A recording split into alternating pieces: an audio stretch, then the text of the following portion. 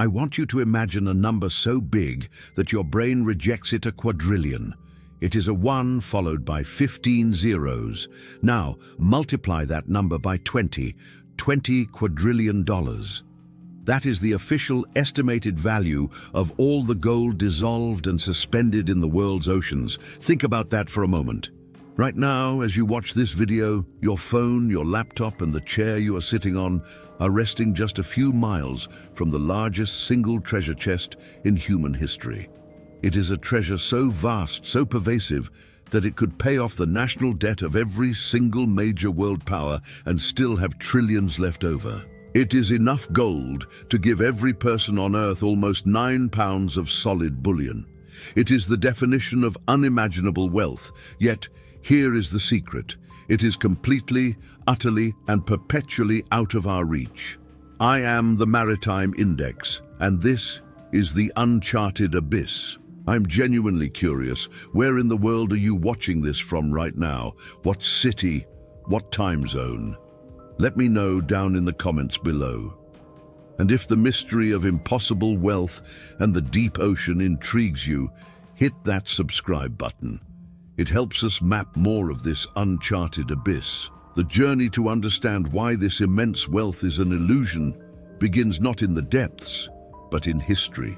For centuries, the idea that the ocean contained gold was a persistent rumor, a seductive fantasy that drove scientists, charlatans, and dreamers to attempt the impossible. The true confirmation arrived not with a daring expedition, but with chemistry. By the late 19th and early 20th centuries, sophisticated chemical analyses proved the gold was indeed there, suspended in seawater. This wasn't some localized deposit or vein running through the seabed. This was the entire global ocean containing gold in a ubiquitous, dissolved state. The source is simple geology. Over billions of years, rivers eroded gold from surface rocks and carried it into the sea. Underwater volcanoes and hydrothermal vents constantly spew trace amounts of gold into the abyssal plains. The ocean became the planet's ultimate, unclosable bank vault. The confirmation of the gold's existence led immediately to the first wave of disastrous entrepreneurs. Perhaps the most famous was a German Nobel laureate, Fritz Haber, the man who famously invented the process for synthesizing ammonia, a discovery that literally saved billions from starvation by enabling mass fertilizer production. After World War I, facing crushing war reparations under the Treaty of Versailles, the German government quietly commissioned Haber to do something even more monumental: pay off the national debt by extracting gold from the ocean. Haber spent 8 years of his life, from 1920 to 1928, dedicated to this task. He built specialized laboratories and invented innovative chemical methods designed to literally precipitate gold from vast quantities of water. His ultimate failure holds the key to the entire mystery and the reasons why the $20 quadrillion remains untouchable today. Haber's early chemical tests, conducted on surface water near the coast, gave him wildly optimistic readings. He calculated the concentration of gold to be high enough to make the extraction economically viable. He believed he had cracked the code, providing Germany with a path out of its economic ruin. But as his testing became more methodical, and as he began sampling open ocean water far from coastal contamination, the crushing reality set in. The gold was there, yes, but not in the concentration he needed. His early samples were likely flawed, contaminated by industrial runoff or tiny localized deposits. The true ubiquitous concentration of gold across the globe's oceans is astonishingly low, and this is the first, most fundamental barrier. The concentration of gold in seawater is measured not in ounces per ton, but in parts per trillion. To put this into a scale that makes sense, imagine you are looking for a specific grain of sand on every beach in the world. That level of sparsity is what you are dealing with when you attempt to isolate dissolved gold. The average concentration is currently estimated to be around 10 to 20 parts per quadrillion in most deep ocean basins. though some estimates climb higher near hydrothermal vents. For context, to extract a single pound of pure gold, you would have to process, filter, and chemically treat roughly 2.5 billion gallons of seawater. Think about the energy cost, the infrastructure required, and the chemical agents necessary to treat that staggering volume of water just to recover a single pound of metal worth perhaps $20,000. The cost of filtering and treating the water alone far exceeds the value of the gold recovered, even if your process is 100% efficient, which scientifically is impossible. Fritz Haber finally closed his ocean gold project in failure in 1928. He concluded that based on the true lower concentration of gold, the project was scientifically impossible and economically ruinous. His 8 years of work were the definitive proof that the ocean's gold, while real, was locked away behind an insurmountable economic barrier. Since Haber's failure, no major sustained effort to extract dissolved ocean gold has ever succeeded, and the numbers have only gotten worse. As the value of gold has fluctuated, the cost of labor and energy has skyrocketed, making the 1928 impossibility even more impossible today. No company, no government, and no individual can justify the expense of moving and treating quadrillions of gallons of water for such a minuscule yield. This $20 quadrillion is not an asset. It is a mathematical trap, an economic illusion that lures the ambitious and bankrupts the naive. But there is a second major barrier, one that lies not in chemistry or economics, but in the hostile environment itself.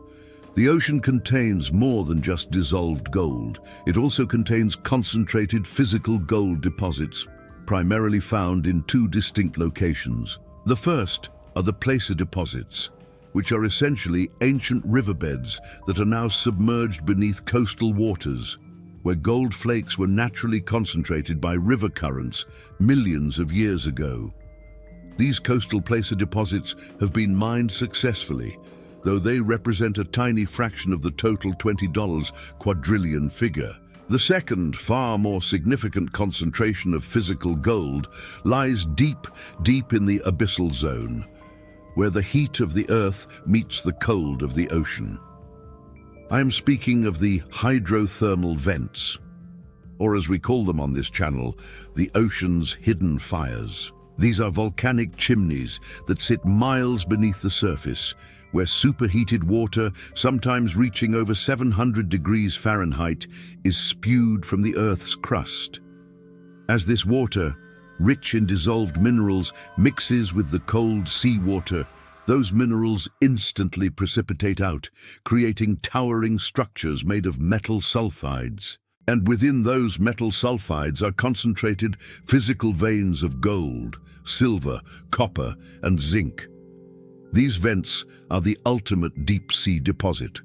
This gold, unlike the dissolved gold that defeated Fritz Haber, is concentrated enough to theoretically be mined profitably. However, this is where we run into the second, even more terrifying barrier, the physical barrier of the deep sea. The average depth of the ocean floor is about 2.5 miles, far deeper than any commercial land-based mine. The pressure at that depth is roughly 400 times the pressure at the surface. To even approach these hydrothermal vent sites, you need specialized, remotely operated vehicles, ROVs, or highly reinforced submersibles, capable of withstanding the force of thousands of tons pressing down on every square inch. The environment is corrosive, pitch black, and utterly unforgiving. Every component, every wire, and every seal must be engineered to extremes that make space exploration seem simple by comparison. The logistical chain required to mine this physical gold involves sending down massive drilling, cutting, and pumping equipment to work autonomously in a hostile environment, then transporting the mined ore miles back up to the surface without freezing or dissolving the precious cargo. This is not a theoretical problem. Several major mining companies have spent billions attempting to design the technology for deep-sea mining, DSM. The most famous failure occurred with the Solwara 1 project in Papua New Guinea, where a Canadian company called Nautilus Minerals spent over a decade and hundreds of millions of dollars trying to build the first commercial vent mine. They developed gigantic subsea robots designed to crawl the ocean floor, grind the sulfide deposits, and pump the slurry up a riser pipe to a surface vessel. The company ultimately failed in 2019, collapsing into insolvency. The challenges proved insurmountable. The sheer cost of building the bespoke robots, the mechanical failures caused by pressure and corrosion, and the political opposition from local governments and environmental groups who recognize the profound ecological risk. The truth is, even if the technology were perfect, the economic barrier returns with a vengeance. The cost of research and development for deep-sea mining robots, the cost of specialized support vessels, the insurance, and the logistical risk are so immense that the profit margins are razor-thin, even for concentrated gold deposits. The deep ocean is designed to defeat human ambition through sheer scale, pressure, and expense. We can touch the gold, yes, but we cannot touch it profitably, reliably, or safely. But the final and most crucial barrier is the environmental barrier, and it is one that may prove to be the most lasting defeat for the deep-sea gold rush. The hydrothermal vents that concentrate the gold are not simply geological formations. They are the heart of unique, fragile, and utterly bizarre ecosystems. These vents host life that exists nowhere else on Earth. They are the ultimate biological anomaly, hosting creatures like gigantic tube worms, blind shrimp, and pale crabs that survive not on sunlight, photosynthesis, but on chemicals, chemosynthesis, derived from the vents. These are ecosystems that have evolved entirely separately from the surface world. When the mining robots grind up the sulfide chimneys to access the gold, they don't just extract metal, they destroy entire biological communities that have taken thousands of years to evolve. The concern is that if a vent ecosystem is destroyed, it may never recover. The plumes of sediment and disturbed materials stirred up by the mining process drift for miles, burying other deep-sea habitats and releasing toxic heavy metals into the water column. The mining operation designed to harvest gold becomes an act of widespread, irreversible ecological devastation. The political and social cost of this environmental destruction is now starting to outweigh the economic benefit of the gold. International bodies, led by the International Seabed Authority, ISA, are facing intense pressure from dozens of governments and major corporations, including BMW and Volvo, to halt deep-sea mining entirely. They argue that the potential gain of metals like gold and copper is not worth the permanent loss of unique biodiversity. For the $20 a quadrillion question, this environmental barrier acts as a moral and regulatory firewall.